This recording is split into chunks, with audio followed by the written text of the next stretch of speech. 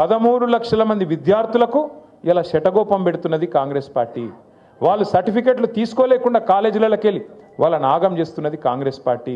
Fee reimbursement పంచాయతీలో అసలు నిజమేంటో చూద్దాం. తమకు రావాల్సిన 5,500 కోట్ల ఫీజు రీఎంబర్స్మెంట్ బకాయిలు ఇవ్వాలంటూ ప్రైవేటు విద్యా సంస్థలు గొడవ చేస్తున్నాయి. దీనిని ప్రతిపక్ష పార్టీలు కూడా తమ స్వార్థం కోసం వాడుకోవడంతో కాలేజీలు మూతపడాల్సిన పరిస్థితి వచ్చింది. కానీ ఈ బకాయిల విషయంలో నిజం ఏంటంటే ఆ 5,500 కోట్లలో బీఆర్ఎస్ ప్రభుత్వ బకాయిలే 4,300 కోట్లు. బీఆర్ఎస్ ప్రభుత్వం ఉన్నప్పుడు 2020 సంవత్సరం నుండి ఫీజు రీఎంబర్స్మెంట్ విడుదల చేయకుండా భారీగా బకాయిలు పెట్టింది.